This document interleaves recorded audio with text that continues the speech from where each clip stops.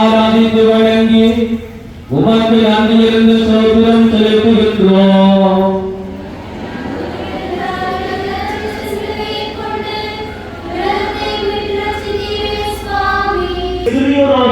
சகோதர சகோதரிகள் ஒருவருக்கு நீங்கள் செய்ததையெல்லாம் எனக்கு செய்கிறீர்கள் என தீர்ப்பிடுவர் இடப்பக்கத்தில் உள்ளவரை பார்த்து சபிக்கப்பட்டவர்களே என்னிடமிருந்து அகன்று போகுங்கள், அளவிற்கும் அதன் தூதருக்கும் ஏற்பட்டு தீர்ப்பிட போகின்றவருமாகிய இயேசுவையே இன்று மனிதன் தீர்ப்பிட துணிந்துவிட்டான்.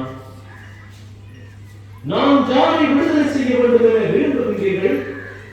தர்மமையா அல்லது மெசியா என்னும் இயேசுவை விடுதலை செய்ய அனுமதிக்காது இயேசுவை கசையால் அடித்து சிலுவையில் அறையுமாறு விருப்பம் தெரிவிக்கின்றது இந்த மனித இனம். விபச்சாரத்தில் பிடிபட்ட பெண்ணிடம் இயேசு நிமிர்ந்து பார்த்து, அம்மா, அவர்கள் எங்கே? நீ குற்றவாளி என்று எவரும் தீர்ப்பிடவில்லையா? நாமும் தீர்ப்பளிக்கவில்லை, நீ போகலாம், இனி பாவம் செய்யாது என்று கூறிய இயேசுவுக்கு இன்று மனிதன் அநியாய தீர்ப்பு வழங்குகின்றான். உங்களுக்கும் கூறுவது யாருதான், பிறர் குற்றவாளிகள் என தீர்ப்பளிக்காதீர்கள். சகோதரர் அல்லது சகோதரியின் கண்ணில் இருக்கும் துரும்பை கூர்ந்து கவனிப்பதை, உங்கள் கண்ணில் இருக்கும் மரக்கட்டையை நீங்கள் பார்க்காமல் இருந்து கொண்டு உங்கள் சகோதரர் அல்லது சகோதரியிடம் உன் கண்ணில் இருக்கும் துரும்பை எடுக்கட்டுமா என்று எப்படி கேட்க முடியும்? ஆகவே இயேசு இன்று எமக்கு கூறும் அறிவுரையாக எடுத்தறியுங்கள். அதன்பின் உங்கள் சகோதரர் அல்லது சகோதரியின் கண்ணில் இருக்கும் துரும்பை எடுக்க உங்களுக்கு தெளிவாய் கண்டறியும் என கூறி எம்மையும் யாருக்கும் அழைக்கின்றார். சுபம். அன்பான ஆண்டவரே, நாம் உமது அன்றாட வாழ்விலே புறமை தீப்பளிக்காமல் கல்லாடு சிலுவையின் பாதையில் முதல் முறையாக விழுகிறார். எருசலேமில் சுழி திரிந்த பாதங்கள் இங்கே நடக்க முடியாமல் வீழ்ந்து கிடக்கின்றது. சுமக்க முடியாமல் சிலுவையோடு தரையில் சாய்கிறது. நோயுற்ற மனிதரை சுகமாக்கியவர், மானிடம் வாழ கருணை மழை பொழிந்தவர் இங்கே சிலுவையின் பாதத்தால் வீழ்ந்து கிடக்கின்றார். விழுந்தவர் தந்தையின் திருவுளத்தை நிறைவேற்ற எழுந்து நடக்கின்றார். துன்ப துயரங்கள், நோய்கள், வியாதிகள் வரும்போது அழுவது இயற்கைதானே. துன்பங்களால் துவண்டு அப்படியே விழுந்து கிடப்பது மனித பலவீனம். ஒரு முறையாவது நம்பிக்கையோடு எழுவதுதான் இறை சக்தியுடன் இணைந்த மனித பலம். பாவத்தில் விழுந்த மனிதா, நீ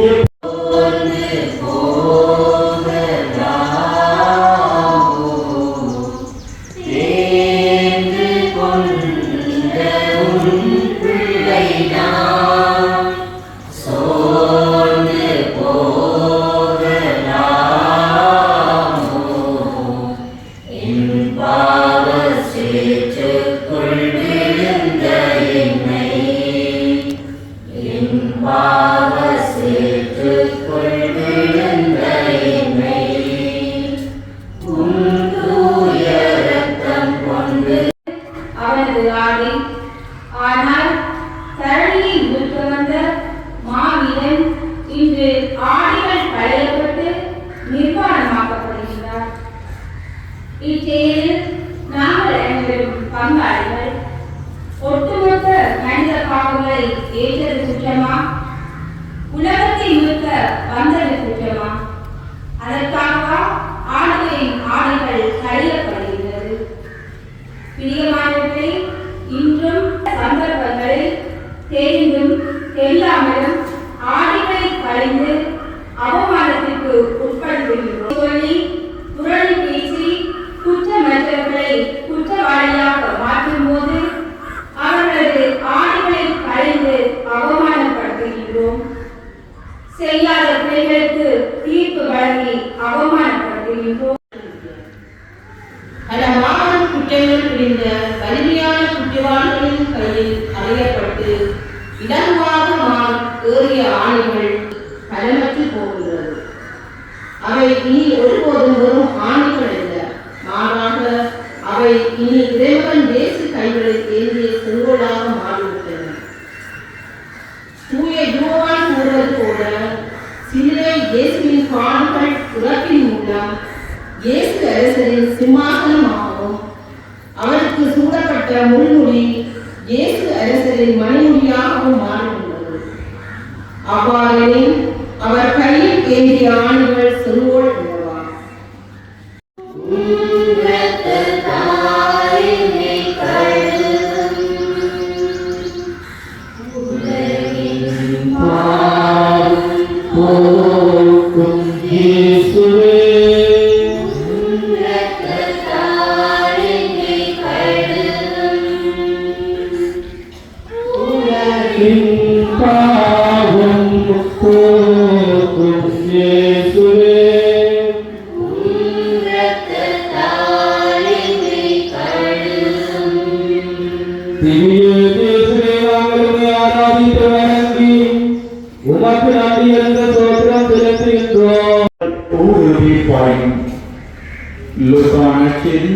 அதிகாரம் 2 வசனங்கள் 34-35.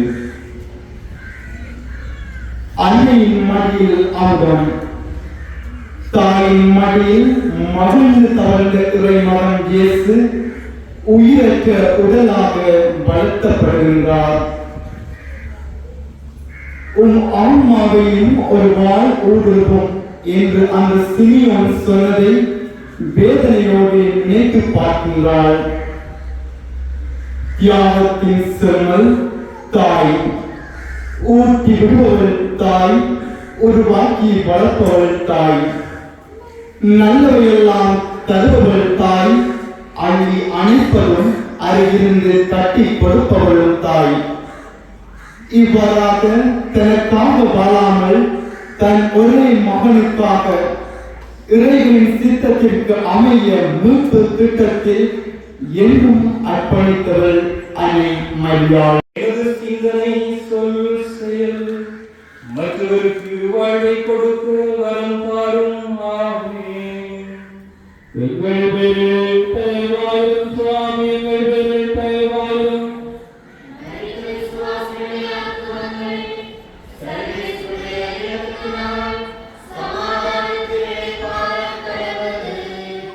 பரிசுத்த கன்னி மரியாள் திருவயிற்றினிலே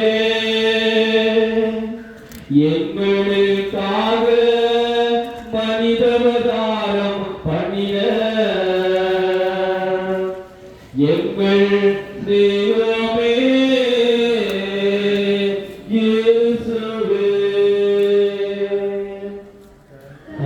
தயவாயிரும் சுவாமி.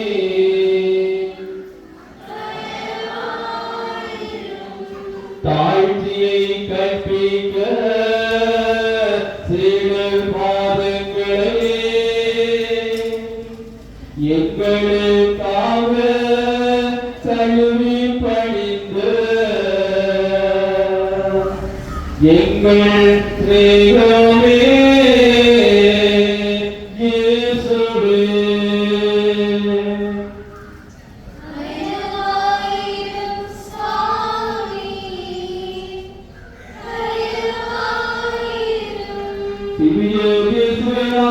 ஆராதித்து வணங்கி உமக்கு நன்றி இருந்த சோத்திரம் செலுத்துகின்றோம்.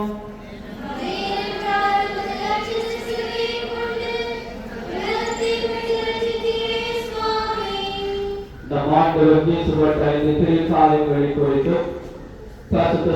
ஆண்டவருடைய பல்வேறு பெற்றவர்களே, உம்முடைய திருவயிற்றின் கனியாகிய இயேசு ஆசீர் பெற்றவரே,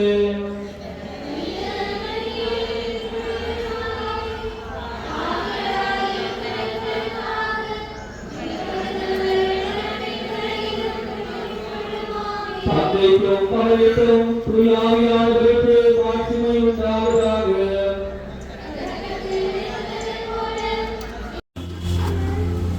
திருப்பாடல் ஆசிரியர் சொல்வது போல எங்களை இப்பொழுதும் அப்பொழுதும் கண்ணீர் இமை போல இந்த நாட்களிலே ஒவ்வொரு நாளுடைய வாழ்வின் அனுபவங்களாக மாறிக்கொண்டிருக்கிறது. மனிதர்களை நம்புகின்றோம், பொருட்களை நம்புகின்றோம், ஏமாற்றப்படுகின்றோம், சோர்ந்து போகின்றோம், துவண்டு போய் நம்பிக்கை இழந்து தற்கொலை நிலைக்கு நாங்கள் எங்களை இட்டுச் செல்கிறோம். இவற்றுக்கெல்லாம் உச்சமாக நான் சொல்லுங்கள், ஆண்டவரை நாங்கள் நம்புகின்ற பொழுது எங்களுடைய வாழ்வு பச்சை பசுமை என்று வளமாக இருக்கும். திருப்பாடல் ஆசிரியர் 118 சொல்லுவார். அதான் வேதாகமத்துடைய மத்திய வசனம். வேதாகமத்தை நாங்கள் திருப்போம் மத்தியில் இருக்கிற வசனம். திருப்பாடல் 118 மனிதரை நம்புவோர் ஏமாற்று அடைகின்றனர்.